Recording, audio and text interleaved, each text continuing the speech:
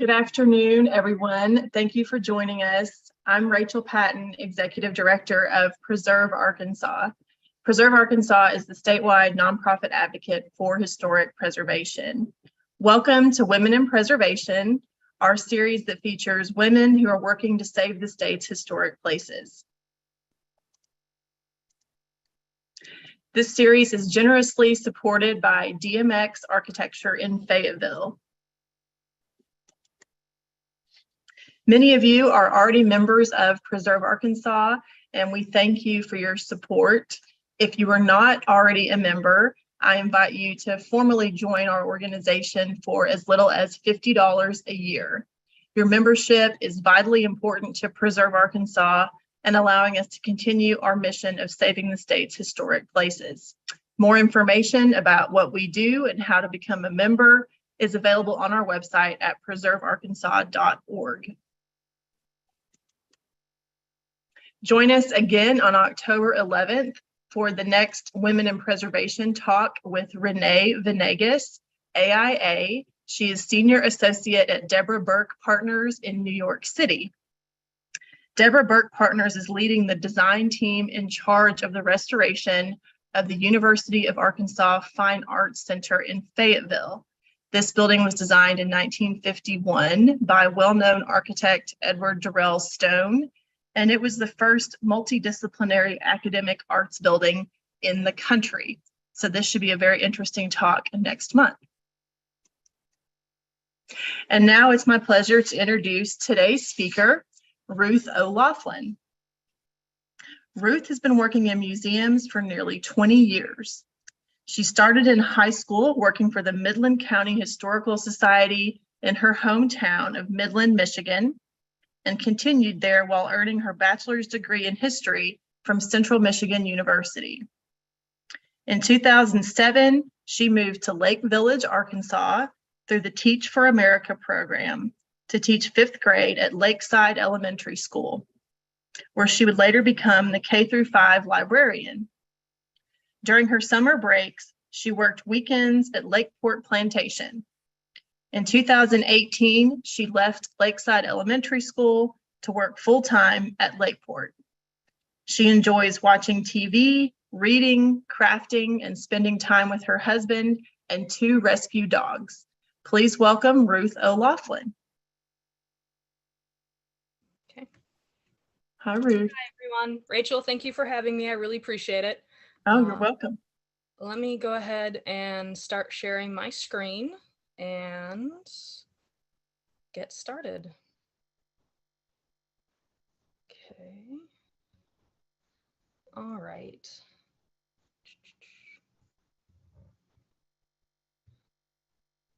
All right.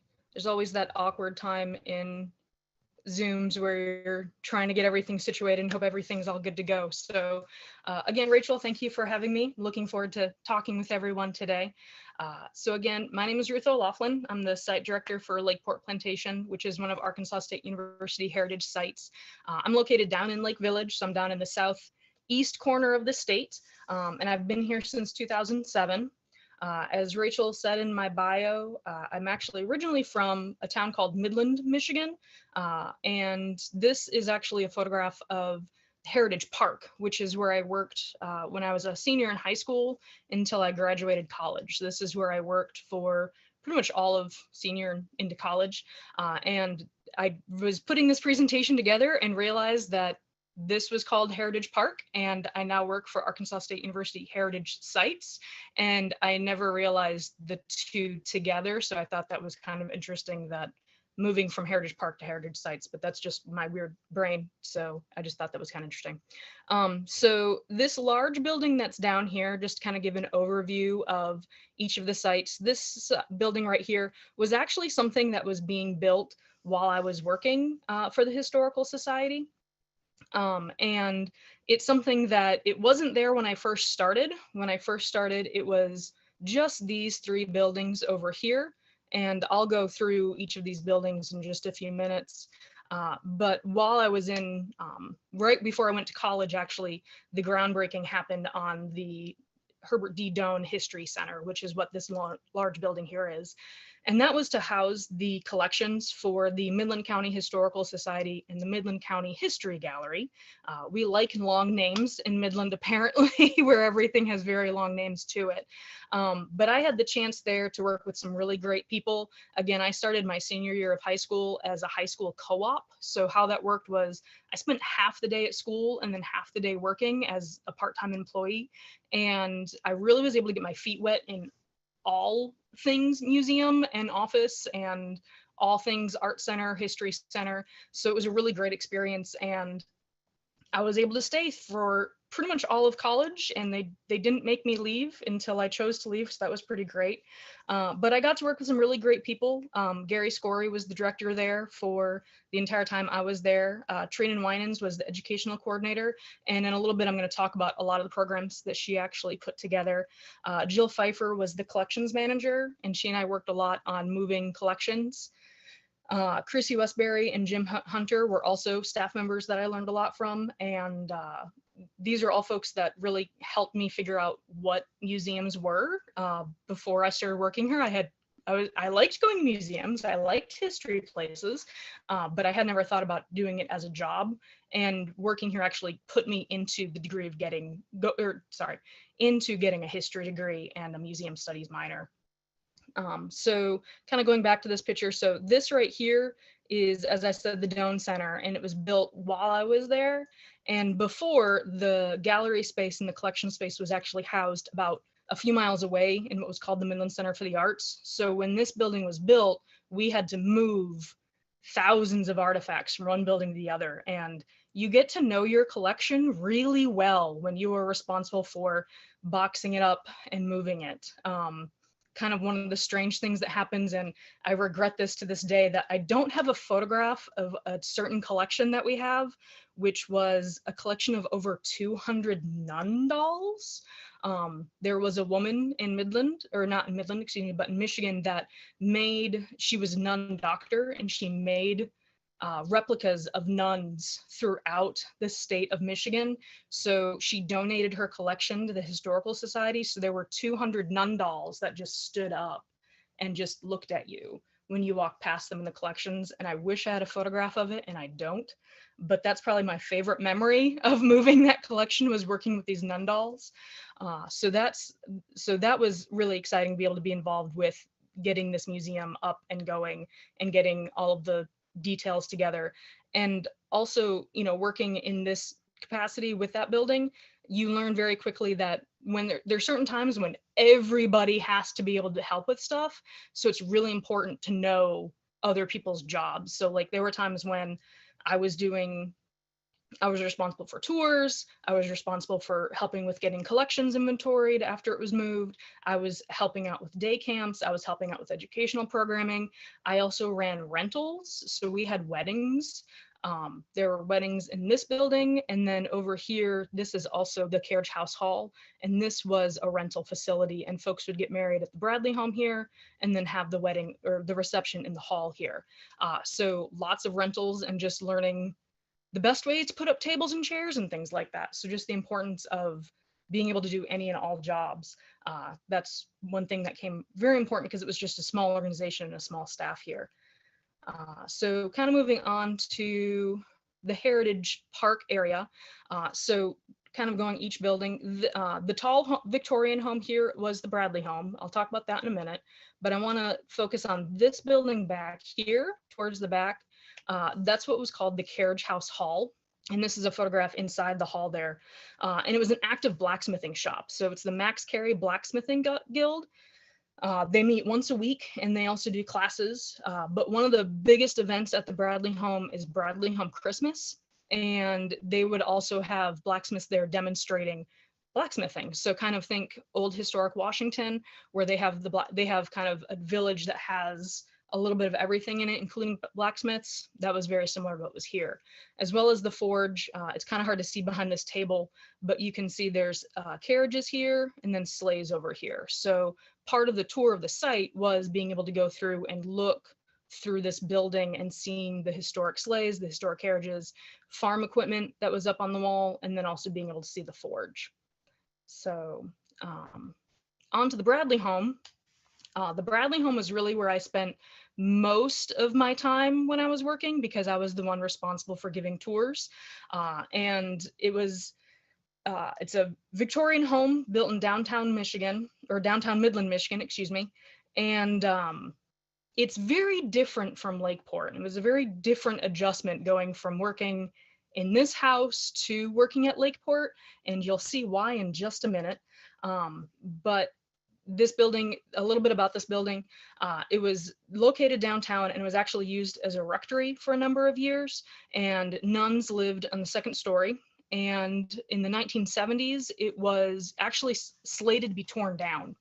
And there was an agreement that it would not be torn down. It was sold for $1, and the condition that the house be moved to what was to become Heritage Park. So this is one of the first buildings that was in this area.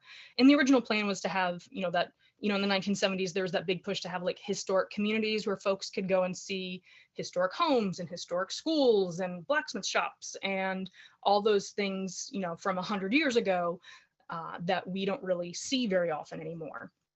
So this house was moved, and then that park was meant to be built, but plans change, as we all know, so that didn't happen.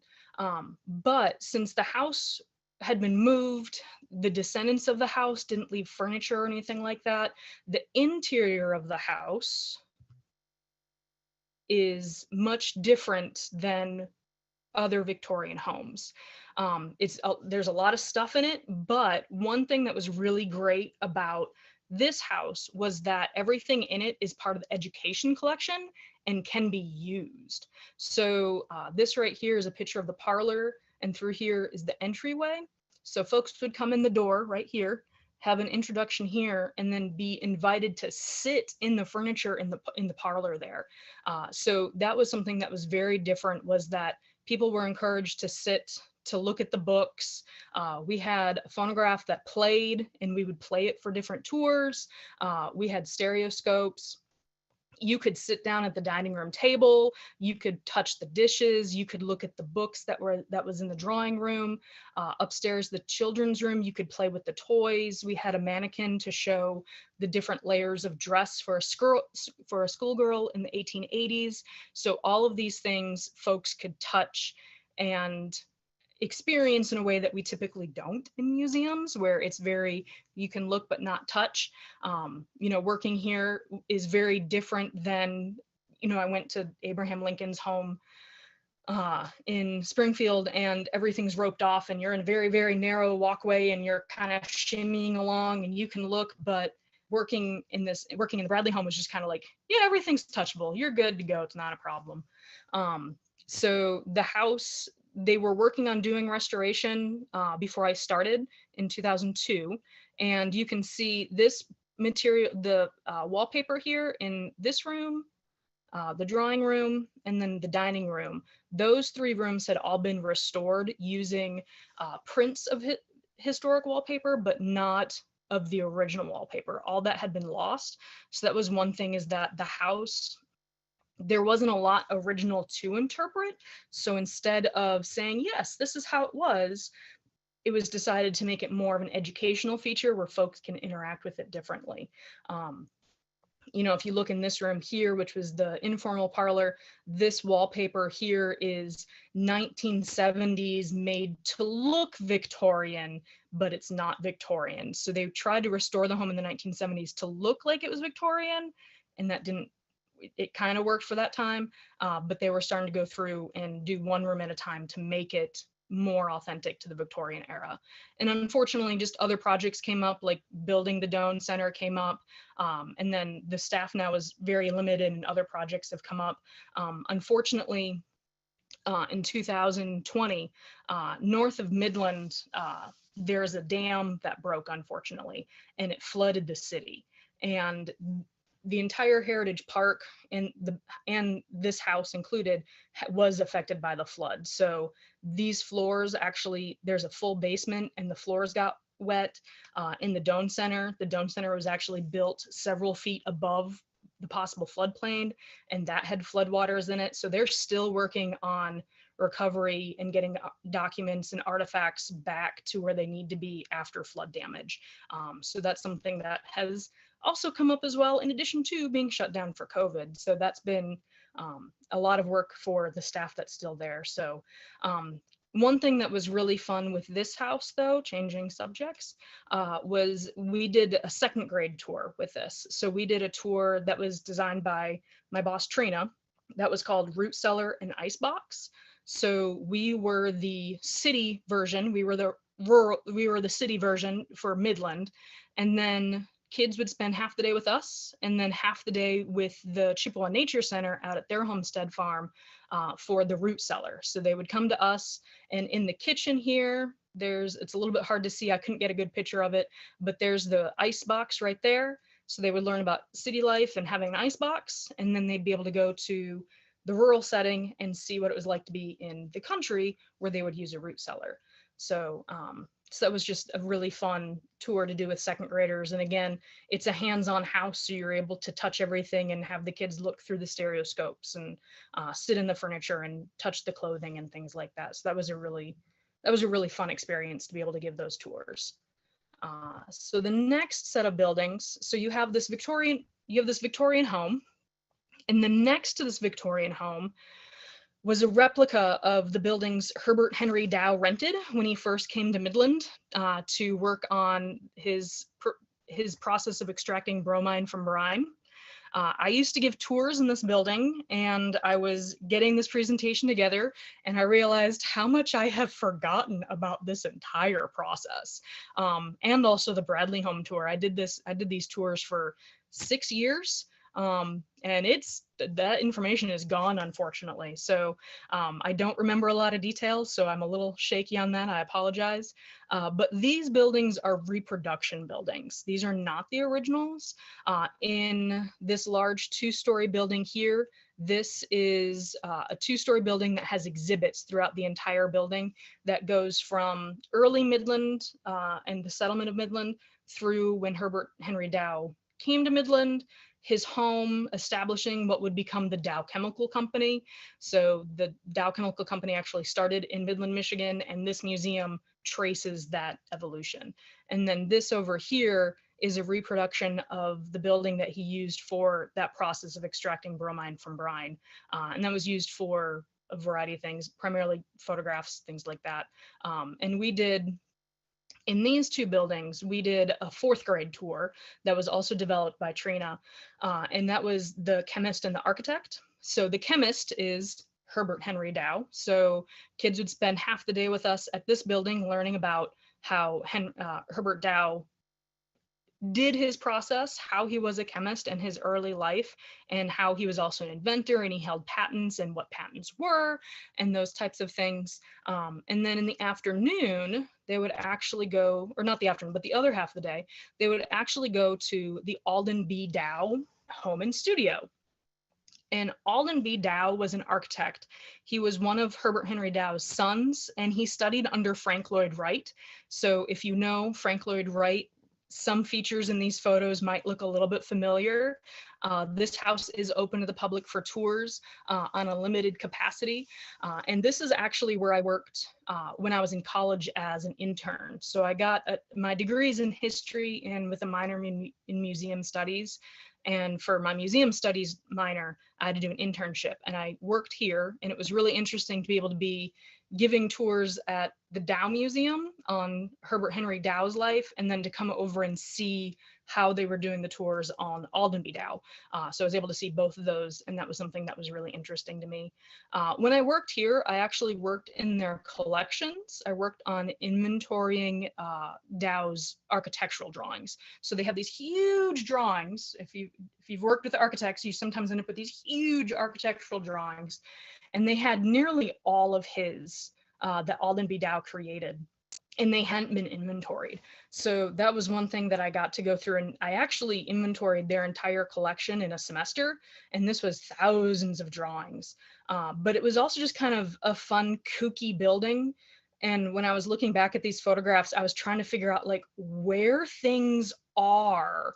So like, part of this was the house. So there's the residence, and you can see there's a photograph of the residence here.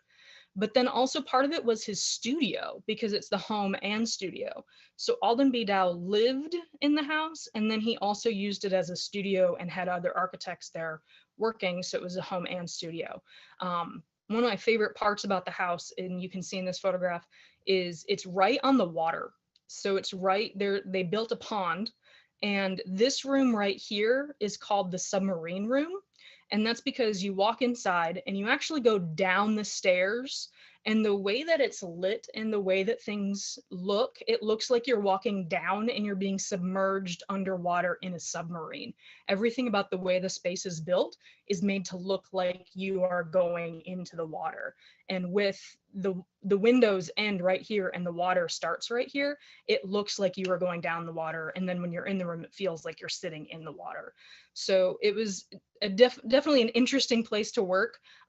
Some of the furniture inside is actually custom designed and is original. They are a little bit more comfortable with hands-on than other museums, but it's still original furniture, so it's not, you know, as rough and as used as what it is over at the Bradley Home for the Historical Society, but it is mostly original from Alden B. Dow.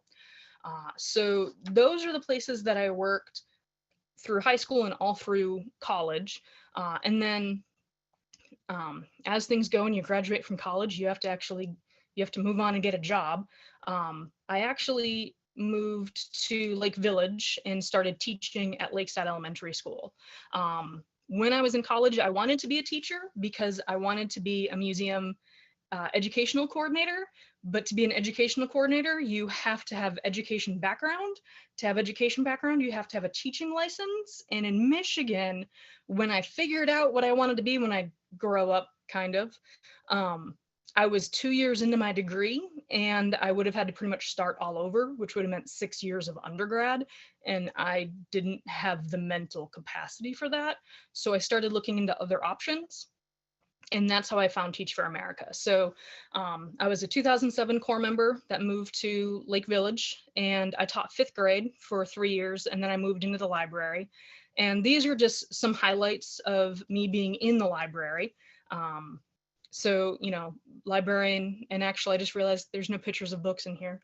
That was the day-to-day. That was what I did all the time, was do story time and read aloud to the kids, and then try to get the right book in the right hands of children. But also I was responsible for a lot of the technology side of things. And every fall, or August actually, I would set up the document cameras. And I like to find joy in little things, and putting all of these up on a cart and going around with them, I felt like I was in Finding Nemo with the little forest of document cameras. It just made me very, very happy and brought me a lot of joy. So this is that forest of document cameras. And this was the first room I started with that last year, and I snapped a picture of it. Here you can see this was one of the group of kids that I was working with, and we were doing an astronaut activity where they were doing stretches and exercises as if they were getting into shape to become astronauts. Our GT teacher actually did an art show one year, and to display everything, we closed the library for the afternoon, and for parent-teacher conferences, we had everything on display. So in the background here, where these black coverings are, those are actually hiding my books, and we actually covered up the bookshelves and put the students' art all along here. We hung things from the ceiling. We had things all on tables, so we turned the library into a gallery space. And that was a lot of fun, because I'd been out of the museum gallery exhibit space for a while at that point, probably about 5 or 6 years. So that was just a lot of fun to, like, oh yeah, this is what I like about museums, and I get to do exhibits. So that was something that was a lot of fun.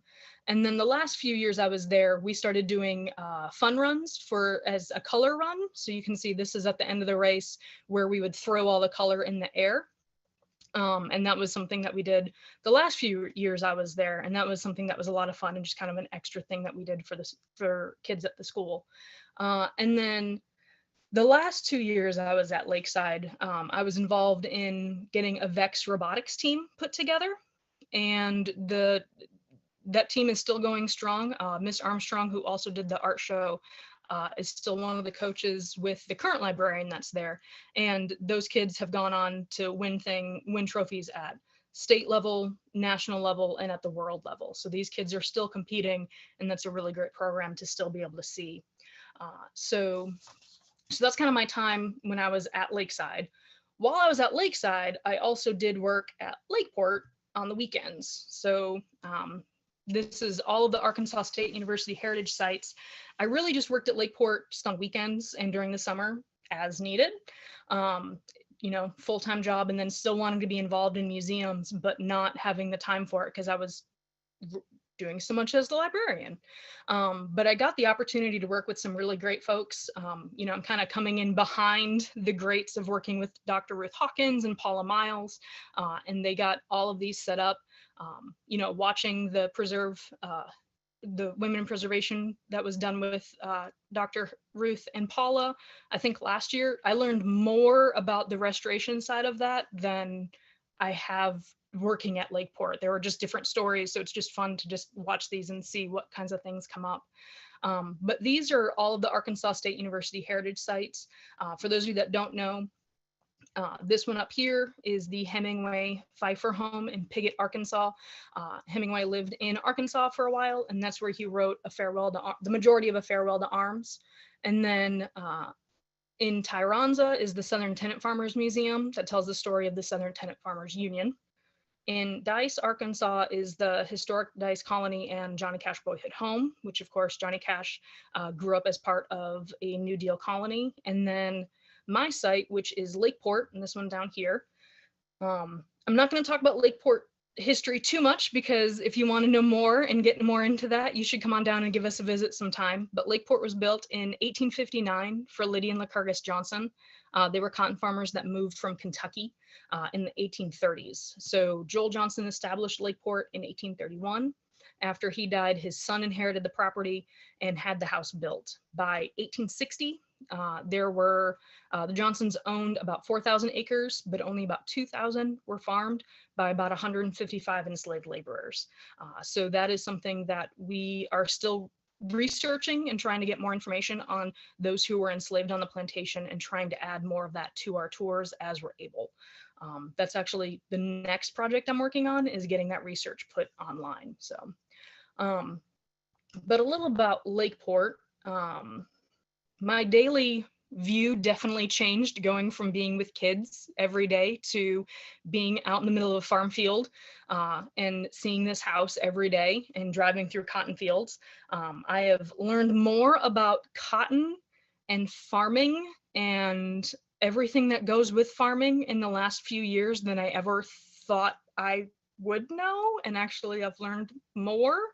One day, I became full-time in 2018, and that fall I went out to, I don't remember if I was going home or if I went to go lock up the house, but I went outside and they were bringing the harvesters out, and I snapped this picture because it makes it look so big compared to the house. Like these machines are massive, but just when you're looking at it, it looks massive.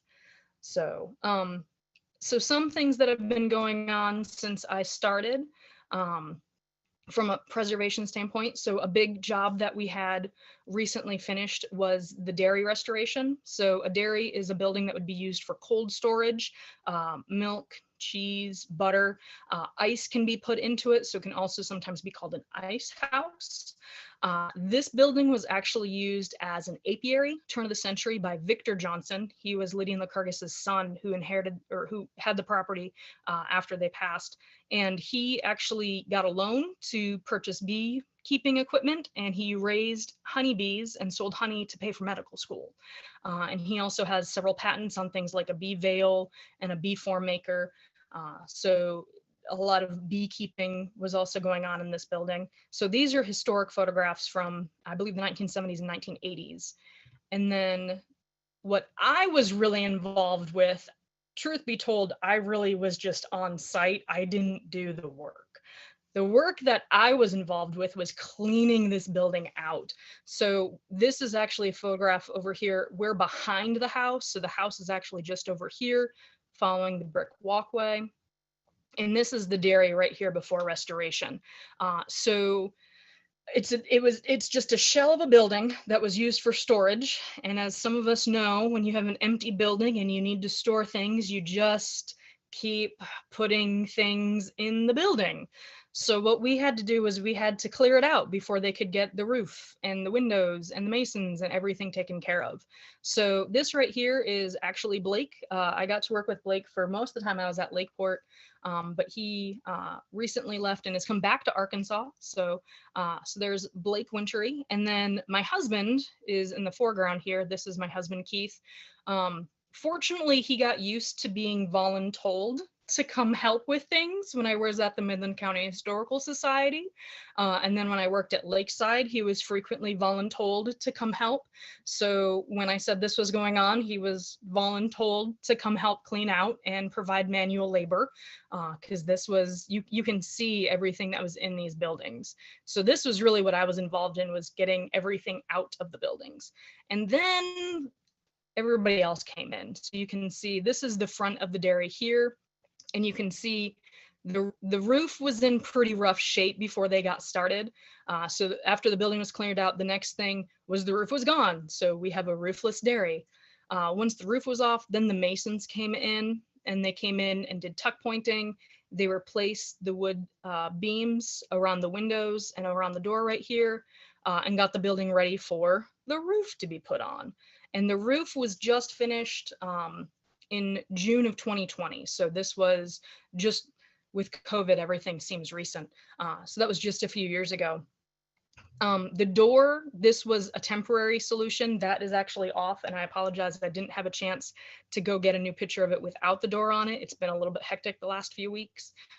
So this was all done with Arkansas Natural Cultural Resources, Cultural Resources Council grant money. So this is ANCRC grant funds. So that was something that we're very grateful that we were able to have this building taken care of before it was lost. And you can see, the roof right here, that's in pretty rough shape. And each storm, we would just watch it slowly move and move and move. So this is a reproduction of what we think was the original roof.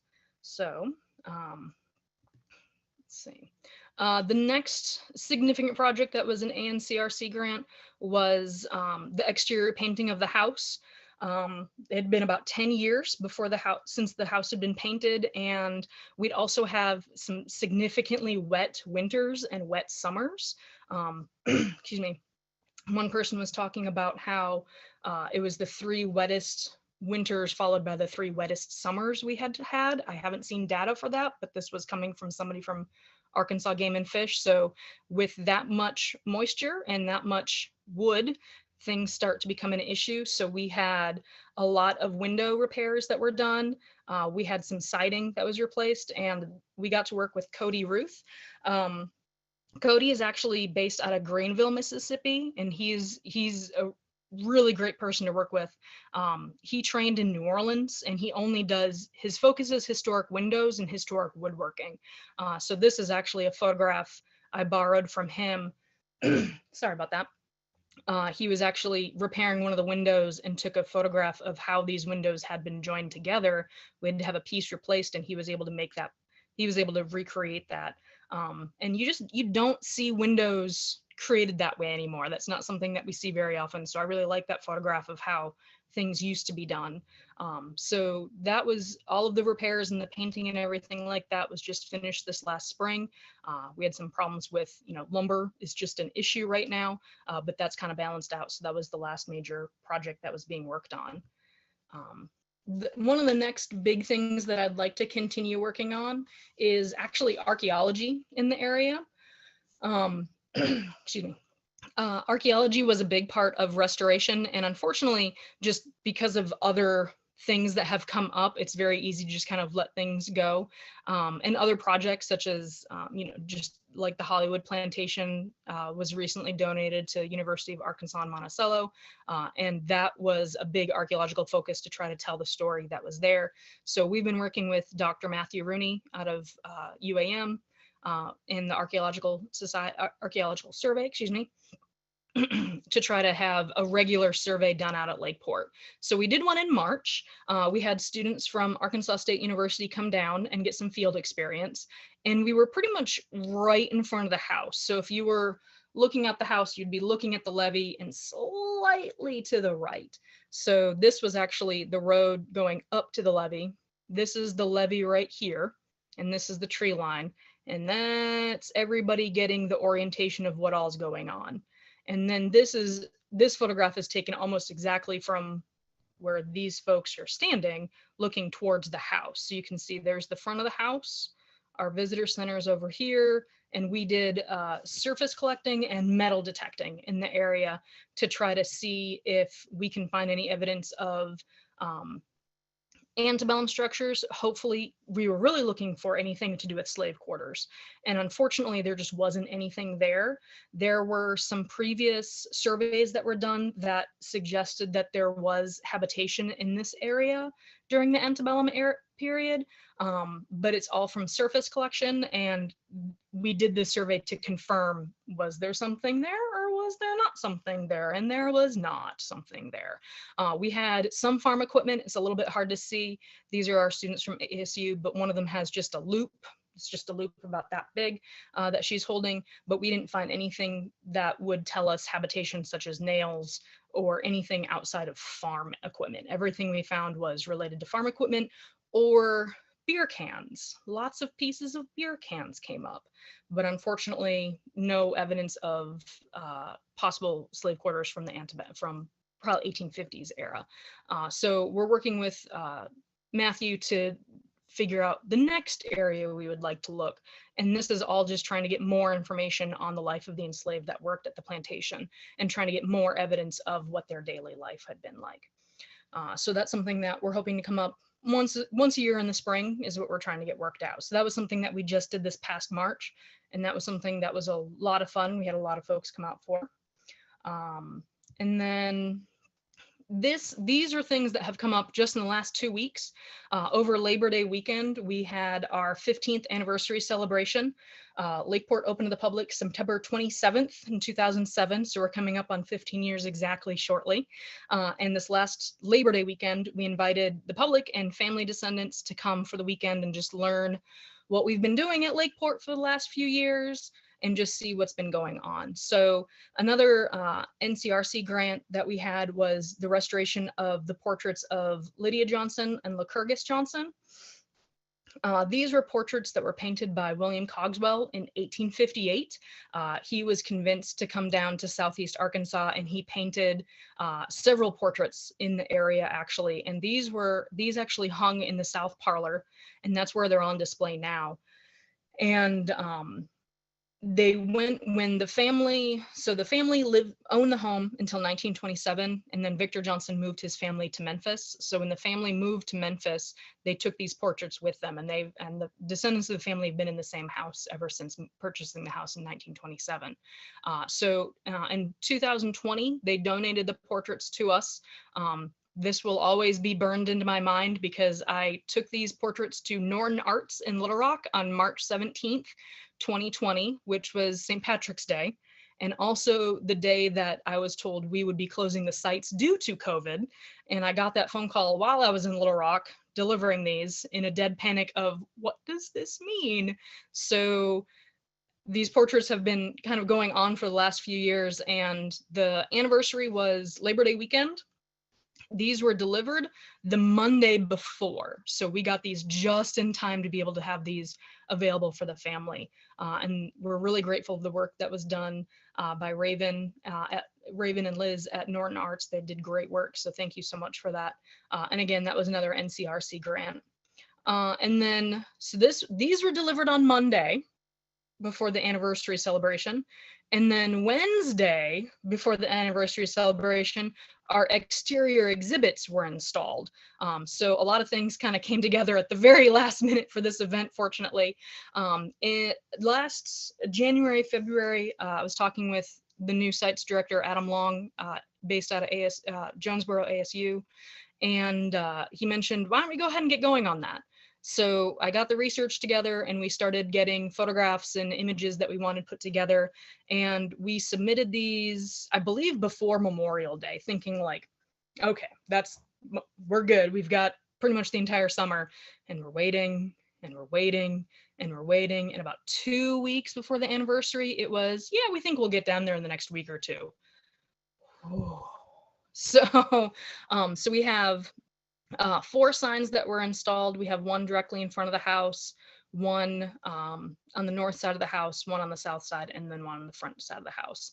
And I won't go into too many details on those because everybody needs to come down and visit sometime and see what we've got going on down at Lakeport. So, so those are some of the big projects that have been going on. The next big thing that I'd like to get going on is getting our research on the enslaved laborers based on deed records from Chico County online. So I'm trying to figure out the best way to put that information online where it's easily accessible. In Chico County in 1860, there were 7,512 enslaved laborers. So that's a lot of people that we're trying to find information for. So we have bits and pieces that we're trying to get online in the hopes that other people that are doing genealogical work can contribute to or find something that will help their genealogical work. So we're trying to get that up online. I was hoping, I keep saying next week I'll get to it, and work happens and that doesn't happen. So speaking of work happening, the next few things I want to share are some instances of work happening.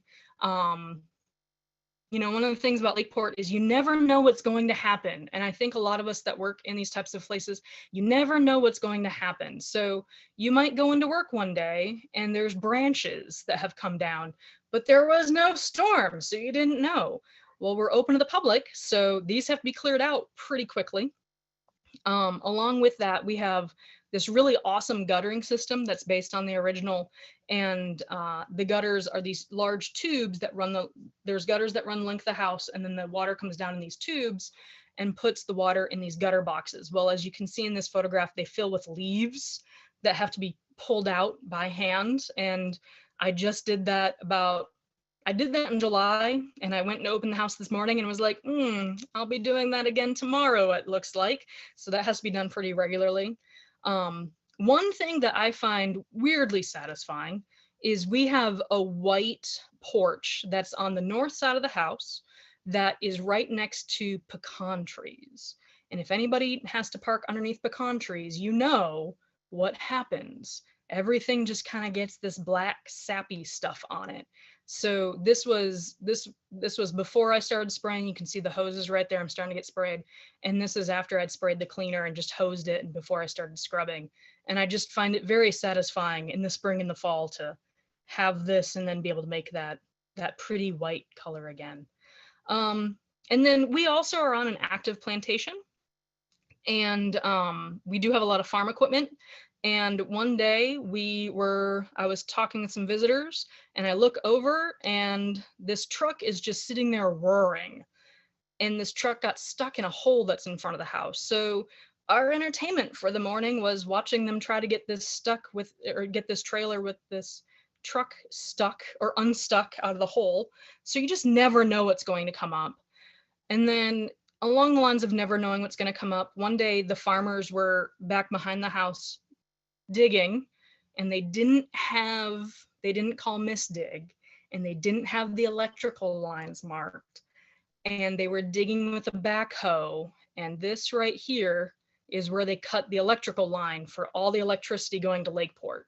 So we were working and we just hear something and then all the power goes off. And I feel so bad. The person that was doing this was actually one of my former students, and he came and he told me, and I went by Miss O for Miss O'Loughlin. He said, Miss O, I'm so sorry. And he went on to tell me that he was never more afraid that he was going to die in his entire life because it just erupted into flames. So fortunately, it took about 2 or 3 hours, but we had power back because you just never know what's going to happen when you're at work. And along the lines of never knowing what's going to happen when you're at work is you never know who or what will be stopping in for a visit. So just kind of wrapping things up a little bit here. we're out in the middle of a cotton field, and we have corn behind us. So we always have lots of critters that are around. We have snakes that like to go in and out of the house. We have armadillos around, lizards, turtles, frogs like to hide out in the windows. We have birds that will run into the windows, unfortunately. They get stunned and then they're fine afterwards.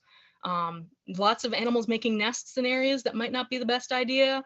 And then just going outside and sometimes seeing critters that you didn't expect to see. So you never know what might happen or what you might be seeing at Lakeport when you guys come out for a visit. So that's the end of what I've got. This was me with a Jawa from the Arkansas Comic Con that was in 2019. I thought this guy was trying to steal my phone, but he just wanted to offer to take a photograph. So I really enjoyed this photograph. And here's my contact information. If anybody has any questions or would like to get in touch via phone or email, that's our office line there, and then my email as well. So, and then our website as well. So that is all I've got. That's the end. I will go ahead and stop sharing, and we're good. All right. So that's all I've got. Ruth. Thank you. Thank you. Thank you. That was very good. You've got some questions and comments. Let's see. Heather Zabindin has a couple comments. I love your annual Instagram photos of the little wooden house next to the cotton plants and to see how they grow. And she also said you should do a TikTok or Instagram reel of cleaning the pecan sap. That's a really good idea. I didn't think about that. I will have to remember that. I am not coordinated enough, and that porch is on the second story. So I'll have to get my coworker to come out and film, because if anybody knows me, I trip over ground very easily. So good suggestion. Yeah, you need a partner to help you with that. And if you don't follow them on Instagram, it sounds like everyone should follow Lakeport Plantation on Instagram. Okay, Paula Marinoni asks, what was the name of the historic window and woodworking person? That is Cody Ruth, and he's based out of Greenville. Was it just the name? Sorry, she was probably wanting to know who it was and how to get a hold of that person, because that's a very in-demand skill. Yes. But Paula's in Fayetteville, so Greenville, Mississippi is not close, but she says I need someone. But if you type it in the chat, yeah, Ruth, or if you send it to me, then I can get it to Paula. Okay. The best way to get a hold of him is via email, and I just can't remember what his email is right now. So that's okay. I'll look that up really quick. That's okay. If you find it in time, then you can share it with us. If not, you can send it to me later. Oh, his email is very basic. I'm going to put it in the chat. It is codyruthplaysbase@gmail.com. So let me get that typed out.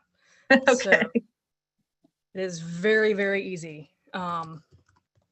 And he plays in what's called Delta String Band. So he's also a musician, thus the Cody Ruth plays bass. So just making sure, Katie Ruth. Yep. All right. So that's his email. If you just shoot him an email, he will travel. He was actually involved in a project, I think in Massachusetts, where they moved a house. So he will travel for projects. So shoot him an email. He's a great guy to work with. So. Okay, great. Thanks, Ruth. Okay. Oh, Pat Johnson says great presentation. And also, I think maybe if you can kind of clarify about how many that you said there were enslaved people at Lakeport, but I think she was questioning if there were no enslaved people, why is Lakeport called a plantation? But I think maybe just to kind of clarify that you couldn't find evidence of where their dwellings were. In that one area, we couldn't find evidence of slave quarters. We have evidence of the slave quarters being located about a half a mile south of where the house is. So there's gas piping and a levee there now. So we don't have a lot of archaeological evidence of the quarters. According to the 1860 slave schedule, there were 155 enslaved laborers living in 15 quarters. So about 10 people per building is not a lot of living space. So we know that is south, but we were trying to find evidence, maybe, you know, living structures in the 1840s, 1850s, and there wasn't any evidence there. So. Okay, thank you. Mary Jane Silva asks, how do you go about getting an archaeological survey done, like what you did in the cotton field at Lakeport, of an old privately owned home site? You might be able to fill in on this, so if I get something off, let me know. Find out who your local archaeological survey agent is, and that would be through the Arkansas Archaeological Survey, and they're based out of U of A, aren't they? Fayetteville, University of Arkansas, Fayetteville. So our person, he works at University of Arkansas Monticello, and we've been working with him for the last few years since he started on privately owned. So the property we were on was actually privately owned. We asked permission and they were more than willing to let us on the fields as long as we didn't mess up the fields. So we couldn't take a backhoe out there and we couldn't go digging really deep. We could do surface and some digging, but not much. Contact your archaeological survey agent. For Southeast Arkansas, it's Dr. Matthew Rooney, and he's very interested in going out and trying to get things surveyed and knowing what's in the area, but I don't know who is who in the state. So, and I don't know where you're based out of. That's my mom asking the question. She's in Fayetteville. Okay. So yeah, I can't remember who's in Fayetteville. Well, we could find the name and get it to you. But I think the biggest challenge is that the station archaeologists, they cover a large region, each one of them do, and they have a lot of people asking for their help. And they're also always doing their own research on a topic of interest to them. And so sometimes it's hard for them to accommodate everyone's requests, but if it happens to coincide with something that they're already working on or interested in, then you're more likely to get them to come out and help. I've also noticed if you can supply the labor, if you've got a group of people that you can say, I have this many volunteers, when can we do this? That sometimes helps, because it's a lot of work to get everything together and then one or two people show up and then what? Right, that's true too. Okay, well, I'll give people a couple more minutes to type any questions in for Ruth. And in the meantime, I've got a couple questions for you. Can you talk a little bit more about the Lakeport Reunions and kind of what all goes on at those? Yeah, so when restoration began, the house was donated in 2001 to Arkansas State University by Sam Epstein Angel. And that's when they started doing some pretty intense genealogical work, trying to find the descendants of anybody and everybody connected to Lakeport.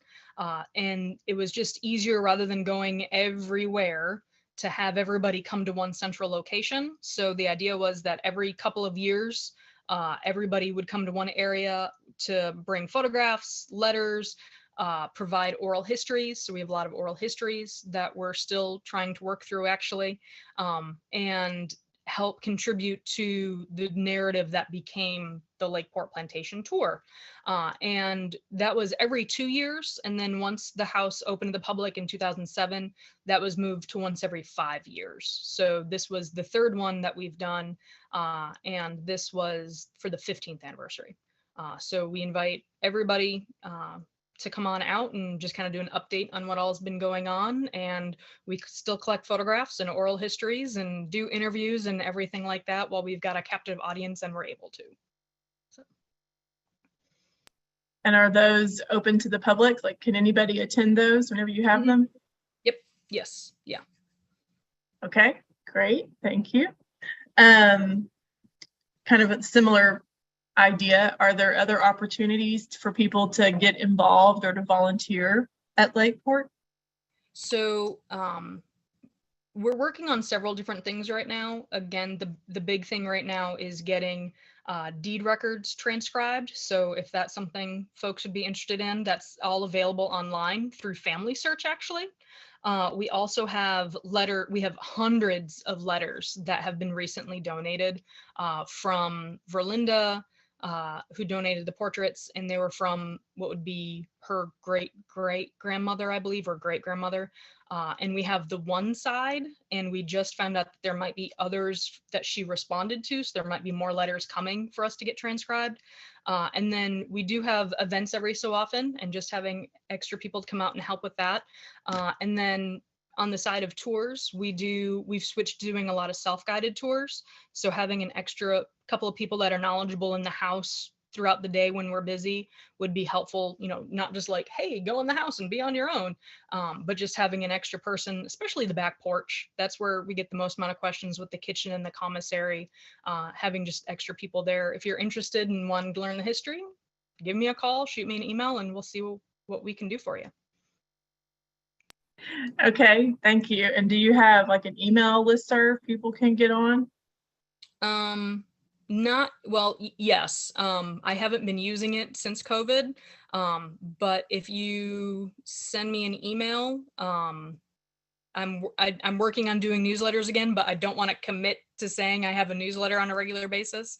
I'll get you on that mailing list for when we have events and opportunities and things like that. Okay, great. Carolyn Kent had a question. Have you had any former slaves come forward? I'm guessing as part of the reunions, maybe, or any descendants of formerly enslaved people? Yes. So that's something that we've tried to include the descendants of the enslaved laborers as much as possible in contributing to the narrative, and not just the enslaved laborers, but sharecroppers after the Civil War. At Lakeport, there was a lot of enslaved laborers that stayed on as wage laborers and became sharecroppers. And then there was beginning of the Great Migration, and people started moving around. So then there's a different generation that were sharecroppers in the area. So we've tried to maintain relationships with those folks to get oral histories, photographs, and genealogies. And then we do still have folks that come to us. It's been happening before COVID. It was happening very regularly due to DNA testing. There was a significant number of people that would come by and say, I think my ancestors were here. I did a DNA test that connected me to this person, and this person was here. So we'll try to pull everything we have and try to help fill in what research we have and give them, so that way they can continue doing research on their family. So that's why we want to get it online, is so that way we can find more connections and make more connections and try to help other people do those connections as well. And then since COVID has just reset everything. That's beginning to come back as phone calls of what research do you have, what information do you have, but not as many people coming through the door as what they had been. So. Okay, thank you. And my last question, unless I'll give people a couple more seconds to ask anything if they want, what's your favorite thing, or what are some of your favorite things about working at Lakeport? I think those last two slides with just the absolute randomness of the day. That possum that was just randomly in the grass. I was at work by myself, and it was rainy and dreary, and it was January or February, and I'm just working away in my office, and I just hear, and I'm just like, there's nobody here. There's nobody on the camera. There's nobody here. What is going on? And I give it another minute, and I hear that knocking sound again. I'm just like, is there somebody on the back of the building knocking, trying to get in, confused because they came down the levee?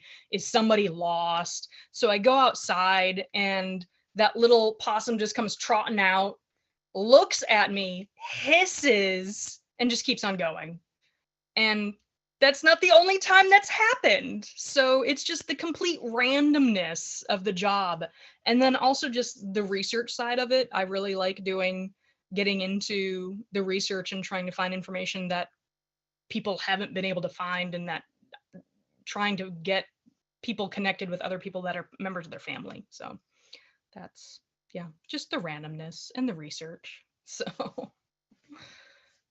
Yeah, and you're right about how far are you from the river? when it's not flooded, it's about a half mile to a mile, depending upon how much water there is. If it's flooded, go down the levee and there's the river. Mm-hmm. So Okay. Yeah, because we went down, my parents and I came to a reunion years ago. Then we ended up driving over the levee and going to the river. And that was fascinating. I thought the whole thing was fascinating and a lot of fun. Okay, everyone has great comments in addition to their questions and have thanked you for your presentation, and I'll do the same. Thank you, Ruth, for an excellent presentation. And thank you all for joining us. And I hope I'll see you next month for Renee Venegas's talk on October the 11th. Thanks and have a good afternoon. thank Bye, you, Rachel. everybody. Thank you, everybody.